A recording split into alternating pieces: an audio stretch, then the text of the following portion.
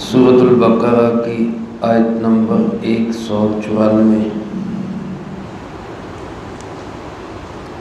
الحمدللہ وکفی والسلام علی عبادہ الذین اصطفی، خصوصا علی سید الرسل وخاتم الانبیاء وعلى آلہ واصحابہ الاتقیاء۔ اما بعد فاعوذ باللہ من الشیطان الرجیم، بسم اللہ الرحمن الرحیم۔ الشہر الحرام بالشہر الحرام والحرمات قصاص، فمن اعتدى عليكم فاعتدوا عليه بمثل ما اعتدى عليكم، واتقوا الله واعلموا أن الله مع المتقين،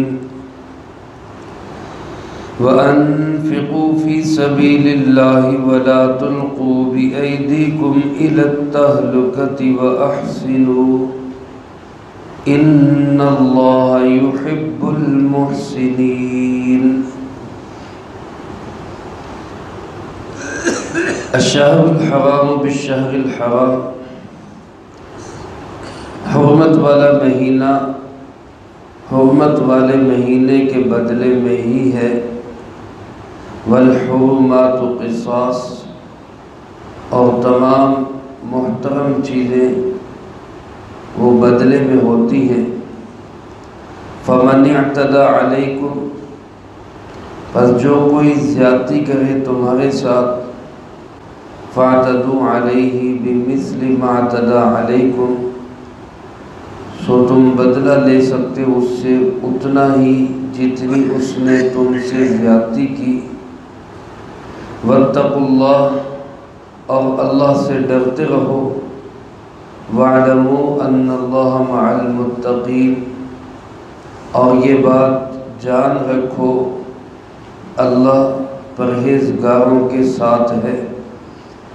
وَأَنفِقُوا فِي سَبِيلِ اللَّهِ، اور اللہ کے راستے میں خوب خرچ کرو۔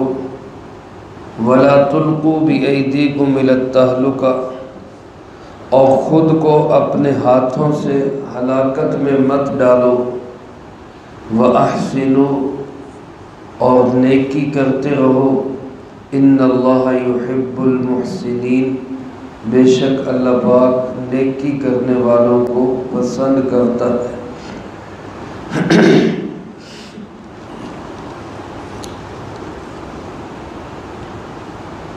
دو آیات مبارکہ آج تلاوت کی گئی، جن کا ترجمہ آپ حضرات نے سماعت فرمایا۔ ان میں سے پہلی آیت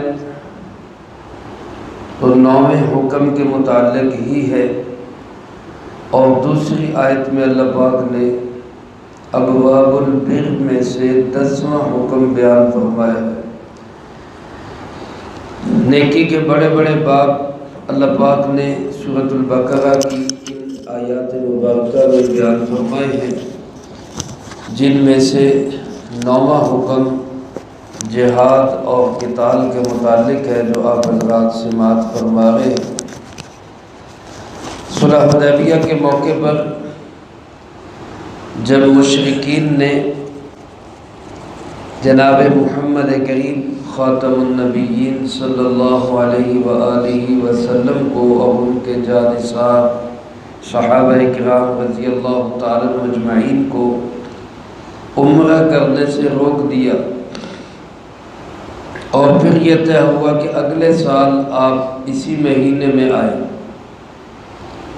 اس سال بھی آپ جس مہینے میں تشریف لائے یہ ذوالقعدہ کا مہینہ تھا، اگلے سال بھی جب آپ نے آنا تھا تو ذوالقعدہ کا مہینہ ہی ہونا تھا، اور ذوالقعدہ کا جو مہینہ ہے یہ محترم مہینوں میں داخل ہے۔ سال کے 12 مہینوں میں سے 4 مہینے محترم مہینے ہیں۔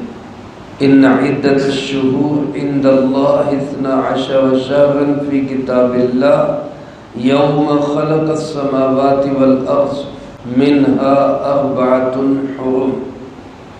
اللہ پاک نے جب سے زمین و آسمان کو بنایا، اللہ کے نزدیک مہینوں کی تعداد کتنی ہے؟ وہ 12 ہی ہے، اور ان 12 مہینوں میں سے 4 مہینے محترم مہینے، حرمت والے مہینے۔ ان 4 مہینوں میں لڑائی نہیں کی جاتی، حملہ نہیں کیا جاتا، ہر ایک کے حقوق کا خیال رکھا جاتا ہے۔ بالخصوص ویسے تو اسلام پورا سال ہی ہر ایک کے حقوق کے خیال کا حکم دیتا ہے، لیکن خاص طور پہ گویا یہ 4 مہینے جنگ بندی کے مہینے ہیں، جن میں 3 مہینے لگاتار ہیں، ذوالقعدہ، ذوالحجہ اور محرم، اور ایک چوتھا مہینہ رجب ہے۔ اب صحابہ اکرام رضی اللہ تعالی مجمعین کے دل میں یہ خیال آیا کہ گزشتہ سال بھی عرب کے لوگوں نے اشہر حرم میں سے ذوالقعدہ کی حرمت کو پامال کیا، حالانکہ اس مہینے میں ہمیں روکنا نہیں چاہیے تھا، لیکن انہوں نے ہمیں روک دیا۔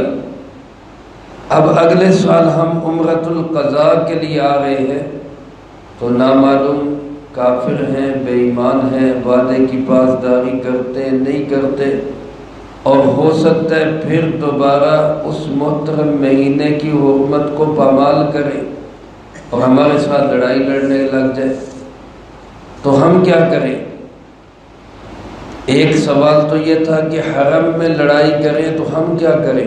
اس کا جواب گزشتہ آیات میں اللہ پاک نے دے دیا کہ اگر وہ حرم کی حرمت کا خیال نہیں رکھتے تو تمہیں بھی اجازت ہے، تم بھی حرم میں ان سے لڑائی کر سکتے ہو۔ دوسرا سوال یہ تھا کہ وہ محترم مہینے کا خیال نہیں رکھتے، اس حرمت والے مہینے میں لڑائی کرتے، تو پھر ہم کیا کریں؟ تو اللہ پاک نے اس کا جواب اس آیت مبارکہ میں دیا، جس کا خلاصہ یہ ہے کہ اگر وہ محترم مہینے کی حرمت اور اس کے تقدس کا خیال نہیں رکھتے تو تم پہ بھی لازم نہیں ہے، تم بھی پھر اپنے دفاع کے لیے اس محترم مہینے میں لڑائی لڑ سکتے۔ چنانچہ فرمایا الشہر الحرام بالشہر الحرام، مہینے کی حرمت کے بدلے میں ہی، جو اگر وہ اس کا احترام کریں گے تو ہم بھی کریں گے، اگر وہ اس محترم مہینے کا خیال نہیں کرتے اور اس کی حرمت کو پامال کر کے ہمیں روکنے کی کوشش کرتے ہیں، تو پھر اپنا حق لینے کے لیے ہم بھی اس محترم مہینے کا خیال نہیں رکھیں گے، پھر ہم سے اپنا حق وصول کریں گے۔ اور اللہ پاک نے ایک ضابطہ بیان فرمایا کہ والحرمات قصاص، یہ جتنی بھی محترم چیزیں، مقدس چیزیں ہیں، ان کا احترام عدل بدلے میں ہوگا، وہ کریں گے تو ہم بھی کریں گے، اور وہ نہیں کریں گے تو ہم پر بھی لازم نہیں ہے۔ مسجد حرام ہو، محترم مہینے ہو، کوئی مقدس مقام ہو، اگر ہمارا دشمن اس کے احترام اور تقدس کا خیال نہیں رکھتا تو پھر ہم پر بھی لازم نہیں، بلکہ اللہ پاک نے اجازت دی فَمَنِ اعْتَدَى عَلَيْكُمْ، اگر کوئی تمہارے ساتھ زیادتی کرے، تمہارے اوپر ہاتھ اٹھائے، تو فَاعْتَدُوا عَلَيْهِ بِمِثْلِ مَا اعْتَدَى عَلَيْكُمْ، تم بدلہ لے سکتے ہو اتنا ہی جتنا کہ کسی نے تم پر زیادتی کی۔ اگر دشمن کی طرف سے تمہارے ساتھ چھیڑ خانی کی جاتی ہے تو جتنا وہ تمہارے ساتھ ظلم کرتا ہے اس کا بدلہ تم بھی لے سکتے ہو، تمہیں بھی اس کی اجازت ہے، لیکن بدلہ لینے کے لیے فرمایا واتقوا اللہ، اللہ سے ڈرتے رہنا۔ یہ نہ ہو کہ بدلہ لیتے لیتے تم ظالم بن جاؤ۔ اگر دشمن تمہارے ساتھ کوئی زیادتی کرتا ہے، معاف نہیں کرتے، بدلہ لینا چاہتے ہو تو اتنا ہی بدلہ لو جتنی زیادتی ہوئی۔ اگر اس سے بڑھو گے، اس اس سے زیادہ تمہاری طرف سے جواب آئے گا تو پھر سمجھ لو کہ پھر تم ظالم بن جاؤ گے۔ اور یاد رکھو، اللہ ظالموں کے ساتھ نہیں بلکہ اللہ پرہیزگاروں کے ساتھ ہے۔ واتقوا اللہ، اللہ سے ڈرتے رہو، واعلموا، اور یہ بات جان لو، یاد رکھو، ذہن نشین کر لو، دل دماغ میں بٹھا لو، ان اللہ مع المتقین، اللہ ساتھ کن کے ہے؟ متقین کے ساتھ ہے، پرہیزگاروں کے ساتھ ہے، جو اللہ کے حقوق کا خیال رکھنے والے، ان کے ساتھ ہے اللہ۔ اس لیے کسی بھی معاملے میں دامن شریعت مت چھوڑو، کسی بھی معاملے میں اللہ اور اللہ کے رسول صلی اللہ علیہ وسلم کے احکامات کو ہاتھ سے جانے نہ دو۔ اگر اس کا خیال نہیں رکھو گے تو متقی نہیں رہو گے، اور متقی نہیں رہو گے تو یاد رکھنا اللہ کی مدد بھی تمہارے ساتھ نہیں رہے گی۔ میرے محترم دوستو، آج بالخصوص ہمیں مسلمانوں کو اپنے اندر تقوی پیدا کرنے کی ضرورت ہے، تاکہ اللہ کی مدد ہمارے شامل حال ہو۔ یہاں تک 9واں حکم تھا، اگلی آیت میں 10واں حکم ہے، اور 10واں حکم ہے اللہ کی راہ میں خرچ کرنے کے مطابق، جہاد میں بالخصوص، کیونکہ جہاد جہاں انسان اپنے نفس سے کرتا ہے کہ خود اپنے آپ کو پیش کرتا ہے، وہیں پہ جہاد بالمال بھی ہوتا ہے، اور کسی بھی کام کے لیے مالی امداد، مالی تعاون یہ ریڑھ کی ہڈی کی حیثیت رکھتا ہے۔ اللہ رب العالمین نے اس کی اہمیت کو ذکر کرتے ہوئے قرآن کریم میں کئی مقامات پر جہاد بالمال کو جہاد بالنفس سے بھی پہلے بیان کیا۔ فرمایا جہاد کرو اپنے مالوں کے ساتھ، پھر فرمایا اپنی جانوں کے ساتھ۔ تو معلوم ہوا کہ مال کا خرچ کرنا یہ جان کے خرچ کرنے سے بھی زیادہ ضروری ہے، کیونکہ اس سے سارے معاملات آگے چلتے۔ تو اللہ کے محبوب صلی اللہ علیہ وسلم بھی بعض اوقات جہاد میں آپ چندے کی اپیل کیا کرتے تھے، تعاون کے لیے صحابہ سے درخواست کرتے تھے، صحابہ کرام کو ترغیب دیتے تھے۔ حضرات صحابہ کرام رضی اللہ تعالی مجمعین آپ کی اپیل پر اور آپ کی ترغیب پر اور آپ کے حکم پر دل کھول کے جہاد کے نام پر خرچ کیا کرتے۔ اللہ پاک نے اسی 10ویں حکم کا ذکر کرتے ہوئے فرمایا وَأَنفِقُوا فِي سَبِيلِ اللَّهِ، اللہ کی راہ میں خوب خرچ کرو۔ مفسرین کرام رحمہم اللہ نے لکھا ہے جہاد اس کا سب سے اعلیٰ مقام ہے، سب سے اعلیٰ مصرف ہے، لیکن دین کی محنت کے جتنے بھی شعبے ہیں، تعلیم ہو، تدریس ہو، اسی طرح خانقاہی نظام ہو، دوسری تحریکات ہوں، ہر دینی تحریک کے لیے مال کو خرچ کرنا یہ بنیادی حیثیت رکھتا ہے۔ تو اللہ پاک نے اس کا حکم دیا کہ اللہ کی راہ میں بالخصوص دین کے کاموں کے لیے خوب خرچ کرو، اور فرمایا وَلَا تُلْقُوا بِأَيْدِيكُمْ إِلَى التَّهْلُكَةِ، اپنے آپ کو ہلاکت میں مت ڈالو، اپنے ہی ہاتھوں سے اپنے آپ کو ہلاکت میں مت ڈالو۔ اس کا مطلب کیا ہے؟ جناب محمد کریم صلی اللہ علیہ وسلم کے میزبان صحابی حضرت ابو ایوب انصاری رضی اللہ تعالی، جب آپ صلی اللہ علیہ وسلم مدینہ منورہ تشریف لائے، قباء سے مدینہ منورہ میں آپ تشریف لائے، تو ہر صاحب، ہر مدینہ منورہ کا رہنے والا یہ چاہتا تھا کہ نبی کریم صلی اللہ علیہ وسلم کا قیام میرے گھر میں ہو۔ ہر ایک کی تمنا تھی، ظاہر ہے صحابہ کرام آپ کو لینے کے لیے بے چین تھے۔ لیکن آپ صلی اللہ علیہ وسلم نے فرمایا میری اونٹنی کی مہار کو چھوڑ دو۔ سب مہار پکڑ رہے تھے نا کہ آپ ہمارے گھر میں آ جائیں، آپ ہمارے گھر میں آ جائیں۔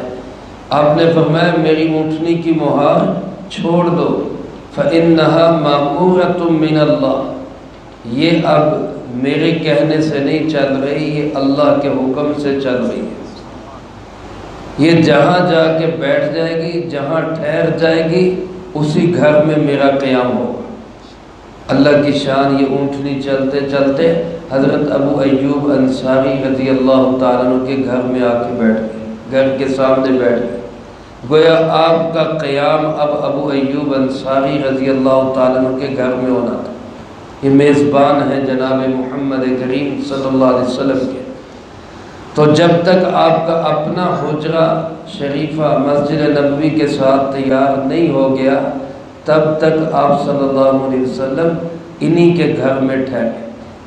بڑے ہی جانثار صحابی تھے، بڑھاپے کی حالت میں بھی اس لشکر کے ساتھ اللہ کے راستے میں نکلے جو قسطنطنیہ یعنی آج موجودہ استنبول ترکی کا جو دارالخلافہ ہے، اس کی طرف جو جہاد کے لیے جا رہا تھا، اس جہاد میں حضرت ابو ایوب انصاری رضی اللہ تعالیٰ عنہ بڑھاپے کے باوجود، بعض علماء نے لکھا 99 سال عمر تھی، اس عمر میں بھی یہ اللہ کے راستے میں نکلے اور جہاد میں نکلے، اور وہیں پہ ان کا انتقال ہوا ہے، اور آج بھی ان کی قبر وہیں ترکی کے شہر استنبول میں، اسی شہر کے اندر ان کی قبر موجود ہے۔ یہ اس جہاد میں شریک تھے، کافروں کی طرف سے بہت بڑا لشکر تھا، تو دوران جہاد ایک صاحب نے کافروں کی ایک بہت بڑی، ان کا جھمگٹا تھا، ان کا ایک بہت بڑا لشکر تھا، اکیلے ہی صحابی ایک سائیڈ سے تلوار چلاتے ہوئے گھسے اور کافروں کو گاجر مولی کی طرح کاٹتے ہوئے دوسری سائیڈ پہ نکل گئے، پھر ادھر سے داخل ہوئے، پھر کافروں کو گاجر مولی کی طرح کاٹتے ہوئے پھر ادھر آ گئے، اپنے لشکر میں واپس آ گئے۔ جب وہ واپس آئے تو کسی نے ان کے اس حملے کو، اس کو ہم کہنے خودکش حملہ، بھئی ہزاروں انسانوں کے مقابلے میں ایک آدمی اکیلے ہی چلا جائے تو یہ خودکش حملہ ہی ہے نا، بظاہر تو یہی ہے کہ اپنے آپ کو مروا رہے۔ تو کسی نے یہ آیت پڑھی کہ اپنے آپ کو اپنے ہاتھوں سے ہلاکت میں نہ ڈالو، یعنی تم یہ حرکت کر کے خود کو ہلاکت میں ڈال رہے ہو۔ تو ابو ایوب انصاری رضی اللہ تعالیٰ نے فرمایا نا نا نا، تم غلط تفسیر کر رہے ہو، اس آیت کا غلط مطلب لے رہے ہو، اس آیت کا یہ مطلب نہیں جو تم نے لیا ہے، بلکہ فرمایا یہ آیت ہمارے انصار کے بارے میں نازل ہوئی، جس وقت اللہ پاک نے اسلام کو قوت دے دی، غلبہ دے دیا، ہم میں سے بعض انصار یہ مشورہ کرنے لگے کہ پہلے تو اسلام کو ہماری ضرورت تھی، مکے سے مہاجر لٹے پٹے آئے تھے تو ان کو ضرورت تھی، ہم نے ان پہ خرچ کیا، اب تو اللہ نے اسلام کو عزت دے دی ہے، اسلام جم گیا ہے، حالات درست ہو گئے ہیں، ہمیں اب اپنے کام کاج میں لگنا چاہیے، ہماری زمینوں کے نقصان ہو گئے، ہم نے اپنی زمینوں کی دیکھ بھال نہیں کی، پیداوار کم ہو گئی، لہٰذا اب ہمیں اپنے کام میں لگنا چاہیے۔ اس پہ اللہ پاک نے یہ آیت نازل فرمائی تھی کہ دین حق کی جد و جہد چھوڑ کر اپنے کام میں لگ کے اپنے آپ کو ہلاکت میں مت ڈال۔ یعنی اس کا یہ مطلب نہیں کہ بڑے جہاد بڑے لشکر میں گھسنے والا وہ اپنے آپ کو ہلاکت میں ڈال رہے، بلکہ اس کا مطلب یہ ہے کہ جو دین کا کام چھوڑ کر اپنے کام میں لگے گا وہ گویا کہ اپنے آپ کو ہلاکت میں ڈال رہا ہے۔ تو گویا اس جملے کا مطلب یہ ہے کہ ہمیں دین کے کام کو پہلے نمبر پہ رکھنا چاہیے اور اپنے کام کو دوسرے نمبر پہ رکھنا چاہیے۔ اللہ ہمیں بھی اس کی توفیق نصیب فرمائے۔ اور ایک مطلب بعض علماء نے اس کا یہ لکھا ہے کہ اللہ کی راہ میں خرچ کرو اور اپنے آپ کو ہلاکت میں مت ڈالو۔ یعنی اگر تم خرچ نہیں کرو گے، راہ خدا میں خرچ نہیں کرو گے تو نتیجہ کیا ہوگا؟ جہاد نہیں ہو سکے گا۔ جب جہاد نہیں ہو سکے گا تو کافر تم پہ غالب آ جائیں گے۔ جب کافر غالب آئیں گے تو گویا تم نے خود اپنے ہی ہاتھوں سے اپنے آپ کو ہلاکت میں ڈال دیا۔ یہی صورتحال آج دینی مدارس پہ خرچ کرنے کی، کہ اگر ہم ان پہ خرچ کریں گے تو ہماری اگلی نسلوں کو دین ملتا رہے گا۔ اگر ہم ان پہ خرچ نہیں کریں گے، خدا نخواستہ معاشی تنگیوں میں یہ مدارس کا سلسلہ بند ہوتا ہے تو نتیجہ کیا نکلے گا؟ ہماری اگلی نسلیں دین سے کیا ہو جائیں گی؟ محروم ہو جائیں گی۔ گویا ہم نے خود اپنے آپ کو اپنے ہاتھوں سے ہی ہلاکت میں ڈال دیا۔ اس کے بعد اللہ پاک فرماتے وَأَحْسِنُوا، احسان کرتے رہو، احسان کرتے رہو، کیونکہ اللہ پاک احسان کرنے والوں کو پسند کرتا ہے۔ علماء نے لکھا احسان عبادت میں بھی ہے۔ عبادت میں احسان کیا ہے؟ وہ جو حدیث جبرائیل علیہ السلام میں آتا ہے، ان تعبد اللہ کأنک تراہ فإن لم تکن تراہ فإنہ یراک۔ اللہ کی عبادت ایسے کرو گویا تم خود اللہ کو دیکھ رہے ہو۔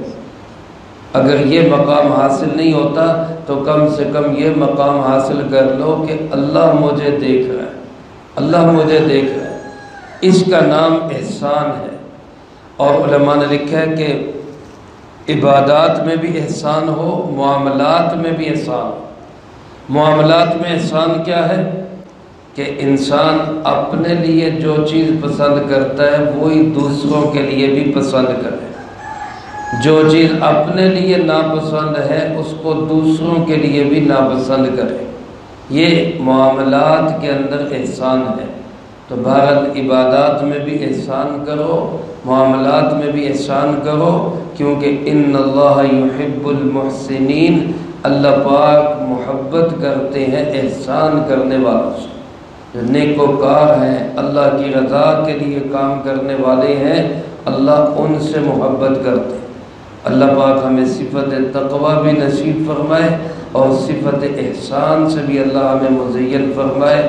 جو کہا سنا اس کو زندگی میں لا کے دوسروں تک پہنچانے کی توفیق عطا فرمائے۔ اللہم انت السلام ومنک السلام، تبارکت ربنا وتعالیت یا ذا الجلال والاکرام۔ اللہم اعنا علی